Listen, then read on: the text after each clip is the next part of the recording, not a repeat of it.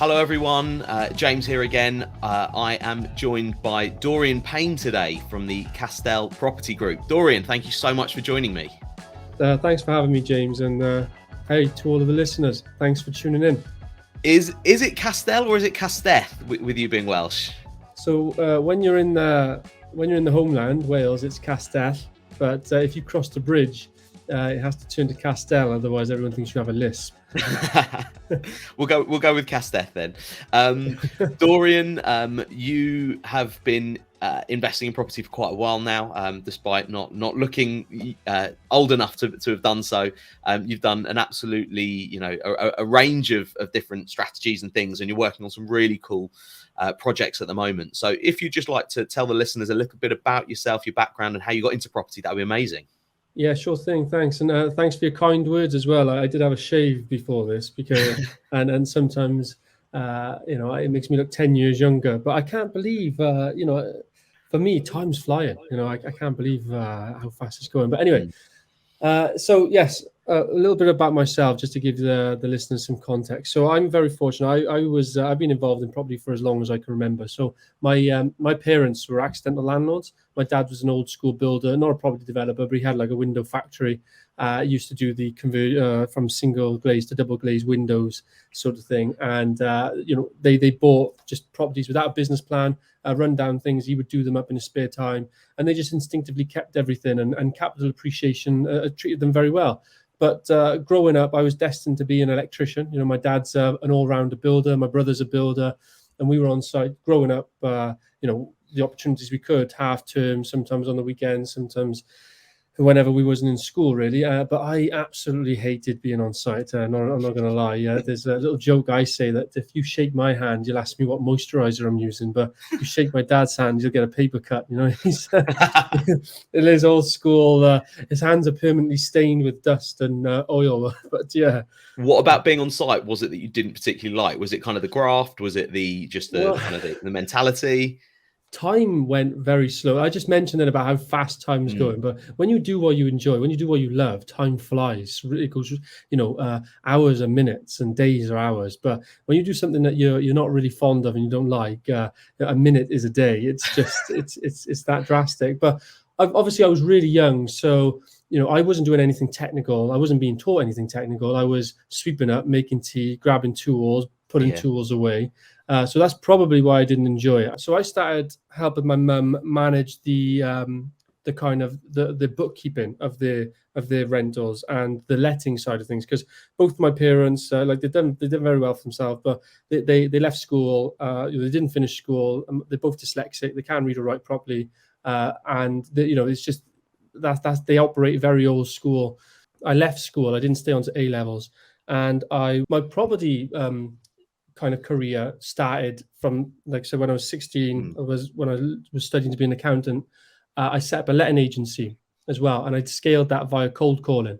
So I would turn up to meetings on my moped with camera strapped around my shoulder, take property photos, and that's how it started. And then by the time I was 17, I had staff. Scaled that letting agency into an estate agency. Ended up with over 200 managed properties, I think the let agency was. Got into sales, like I said, got into commercial lettings and sales, and I did my qualifications for each one. So I'm a qualified letting agent, qualified estate agent. And then I also went into residential and commercial and business financing, because I was a bit of a control freak. I didn't want to give leads away. I wanted to control the entire process. I wanted to do everything.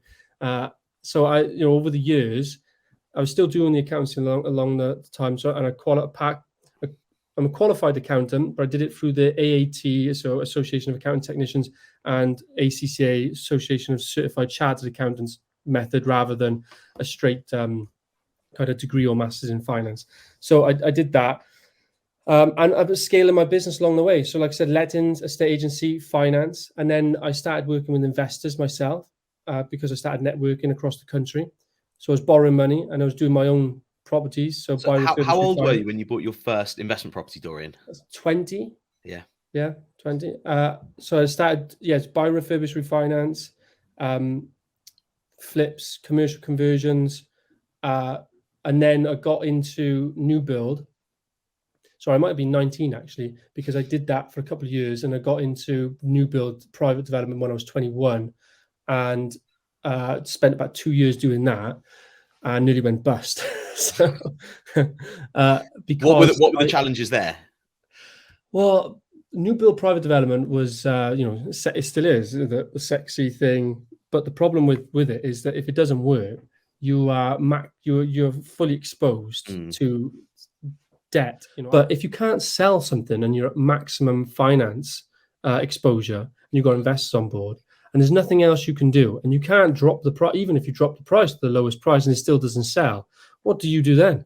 So it's a real difficult. So I did a full circle, because one thing I slightly missed off there was my letting agency specialized in social housing back then. So we did standard social housing, emergency accommodation, domestic abuse, also working with the councils, and also convincing landlords to take them on, have the leases with the councils instead, guaranteed rents, or leases with charities. Lots of different things we did.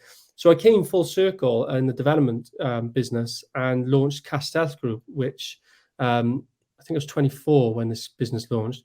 And this company specializes in social, affordable, and disabled adapted housing. So we're a land-led property development company. So we find our own land, secure it, and take it through planning. And we also have a construction management company, so Castell Construction. So to the housing association, we bring them this land, and we bring them the build side of things. So we it's called a package deal. It's an end-to-end solution for them. And this is absolutely scaled rapidly, because there is genuinely there's a housing crisis, but there is a social housing crisis in Wales and the UK. And over the past kind of 4 years, we've scaled this company now. So we're currently on site in construction of about 200 homes right now. We have a secured land bank of 600 homes. We have a target of handing over between 250 and 300 homes per year in South Wales. And yeah, there's just so much that needs to be done. It's an incredible business, and the kind of you've scaled it so quickly, and it's such a niche market as well. You've hit in as well. It's sort of fantastic to see. Are you buying the land yourself, or is the housing association buying the land that you found for them, and then you're doing the conversion? How does it all work? What are the kind of those inner workings? Yeah, sure. So we're predominantly a new build brownfield specialist. So that means we target sites that we target land that's already in the settlement boundary and has probably had something on it before. But we've done a bit of greenfield whereby there's been no previous development on it, but it's quite rare in a settlement boundary. So the process is Castell Group, which is the land acquisition and land promotion company, will find land opportunities and secure them, negotiate direct with the vendor. We mainly do off-market deals, and we'll secure the land in one of 4 ways. It's either a promotion agreement, where we're working with the vendor, promoting it through and having a share of the revised market value, or more commonly a conditional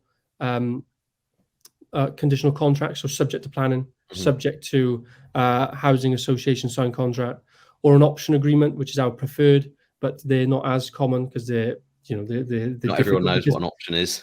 Yeah, so they give us the option to buy it if we want to, but not the obligation. With a conditional contract, if we achieve the conditions, we become obligated to buy it. So an option is great for the developer, but not so good for the landowner, because they're legally tied up. They can't sell it.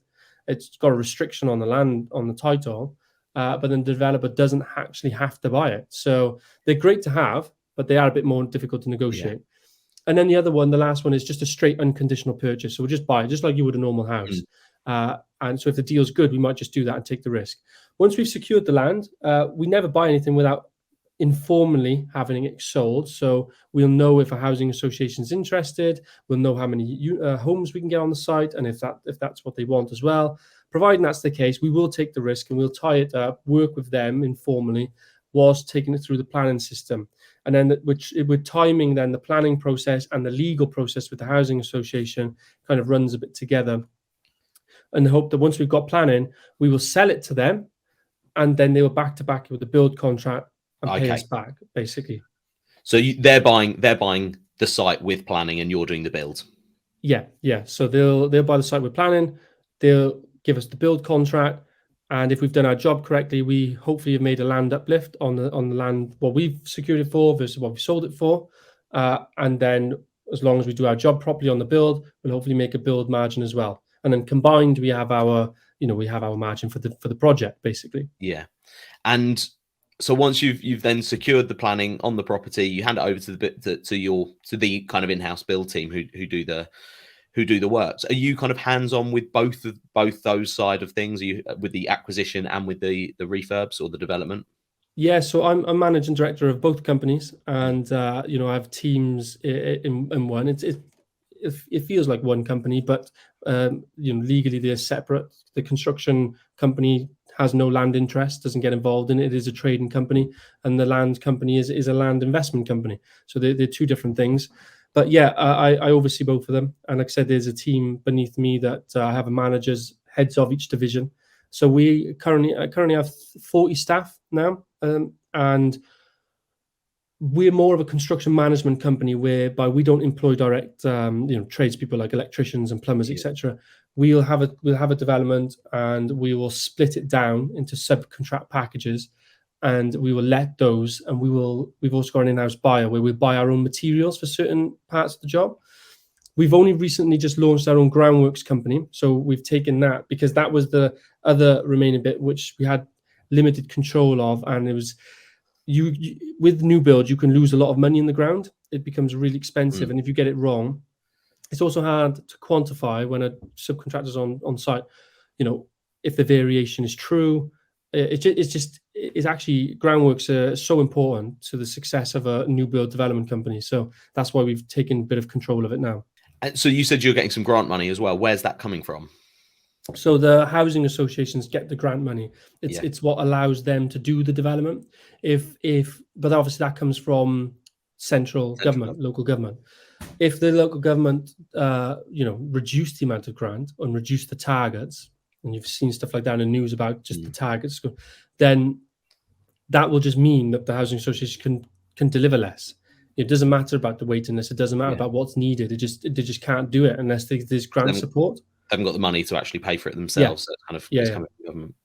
So the kind of the types of property that you are developing, they're not are they your bog standard homes, or are they adapted for the kind of the people that are going to be living in there? Yeah, no. So in Wales, definitely the standard of social housing is actually higher than private. The only thing that lets it down is the finishings because of maintenance purposes. But the standard 3-bed home that we build is 94 square meters. But the standard 3-bed home that some of the PLCs may build, or you might see on the private market, could be 20% smaller than that. The minimum garden size we have to put in for houses is 40 square meters. That isn't the same for private. It's obviously much smaller. Everything we build, every property we build is minimum EPC rating A. So they're highly energy efficient, and we're en route to becoming net carbon operation zero as well. So the design standards are really high. They're also designed to lifetime homes, as you've mentioned, which means if an individual is living in the property, it's designed to be adapted relatively easy if they develop a physical impairment or later on in their life, so they don't have to move out. So we design properties with support in mind if they need to install joists, knockout panels in case walls need to come down, ground floor wet rooms, wheelchair access, and then we'll also work early on with the local authority and the housing association to see exactly who's on the waiting list for the disabled adapted apartments, where we'll design them together, and then we'll build them specifically for the end user in mind. Rise and fall kitchens, and what type of bathrooms, higher sockets, lower switches, lower even on the entrance door, lower keyholes for them to look through.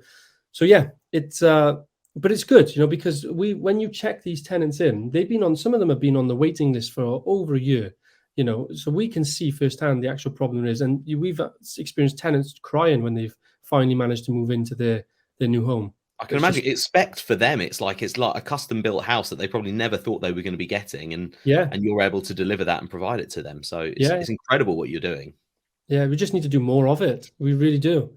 So And the kind of the growth that you've experienced, did you foresee this? Well, because you have a very clear plan and very, I kind of feel that you know exactly what you want, which is, great to see, and somebody that's sort of got that vision nailed on. yeah. Did you expect it to grow this quickly, this fast, and into what it is today?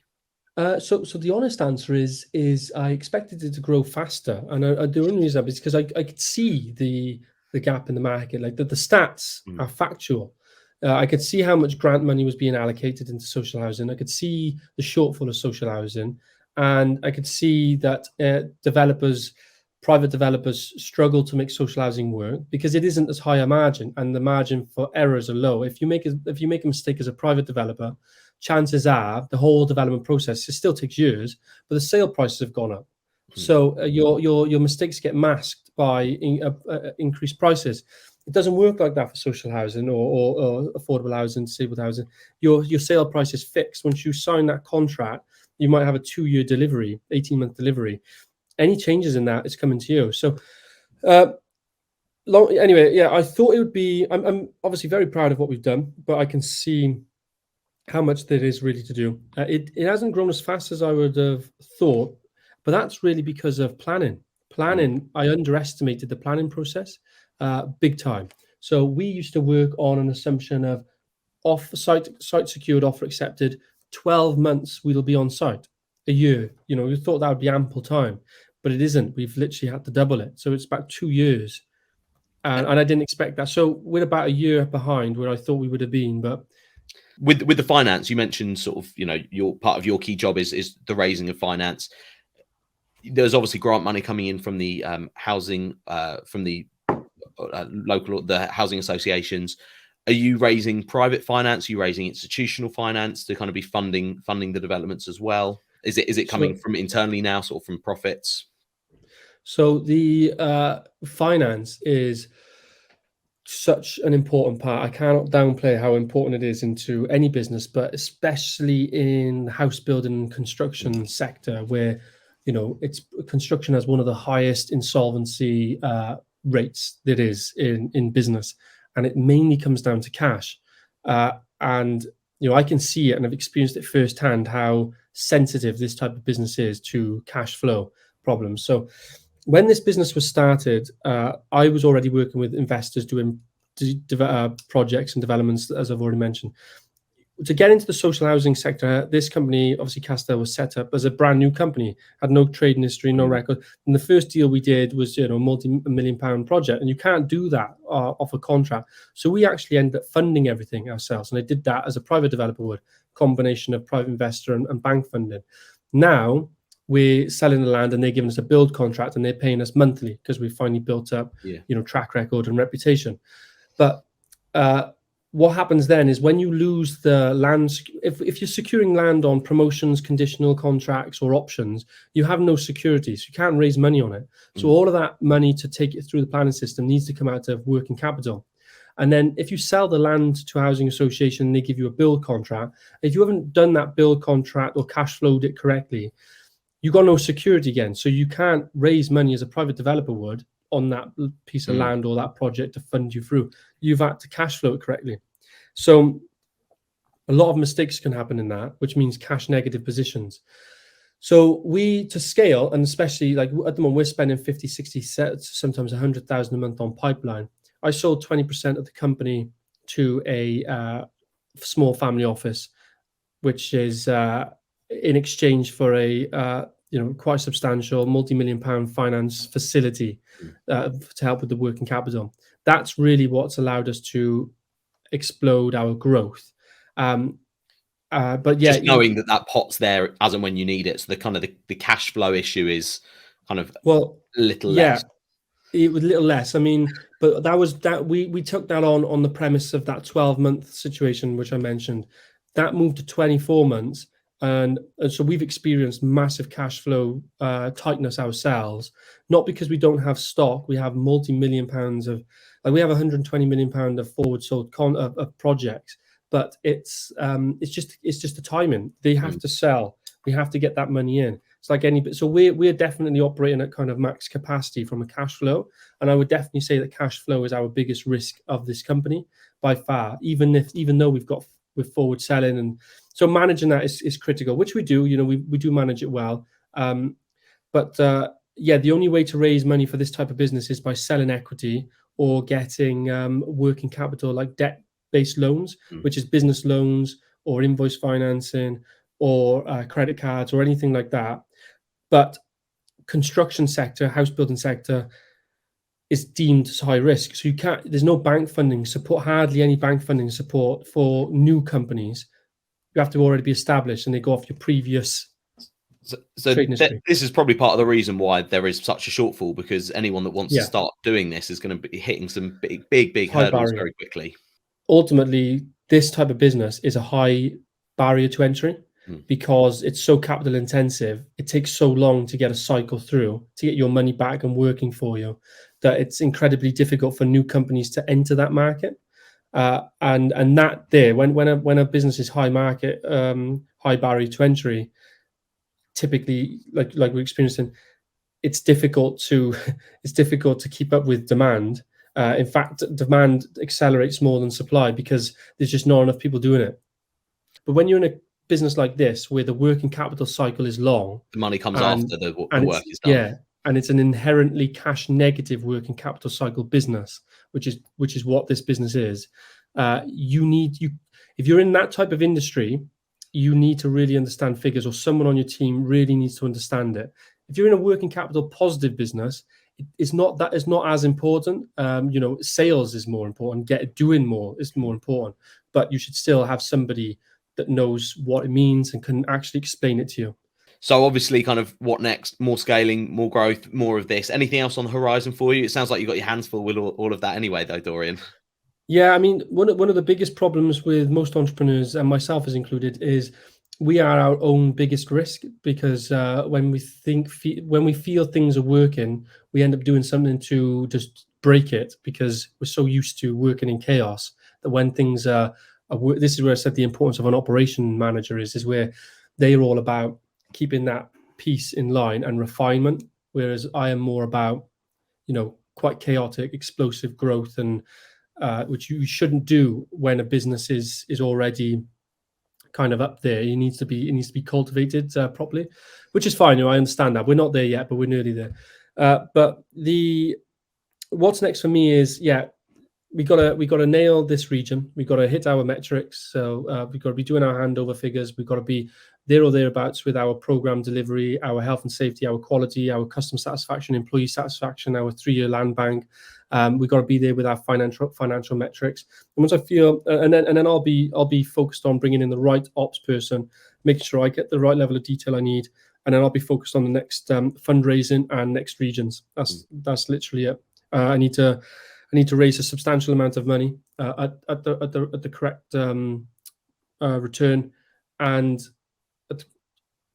got to nail. You can see the map in the background of the regions. Got to pick which region, do more research on it, and develop strategic relationships, strategic alliances, and launch the new location. Fantastic. Well, it sounds like you've got your work cut out. I wish you all the best with it, Dorian, because what you're doing, as I said, it really is fulfilling a need that no one else really is. So I really truly do wish you the best with this venture, and that it really takes off, and that we see Casteth build sites all up and down the country. So thank you very much for joining me and taking time out of your busy schedule to join me today. If our listeners do want to get in touch with you, what would be the best way for them to be doing that? The easiest way is social medias now. So I'm on Facebook, LinkedIn, and Instagram, and it's just all at Dorian Payne Property or at Casteth Group. You'll be able to find it on there, or just type my name in Google, and you found me on this podcast. But if you type my name, all my contact stuff and for the business will come up. So yeah. Perfect. Well, thank you so much, and good luck with everything, Dorian. Pleasure. Thank you so much. Appreciate it.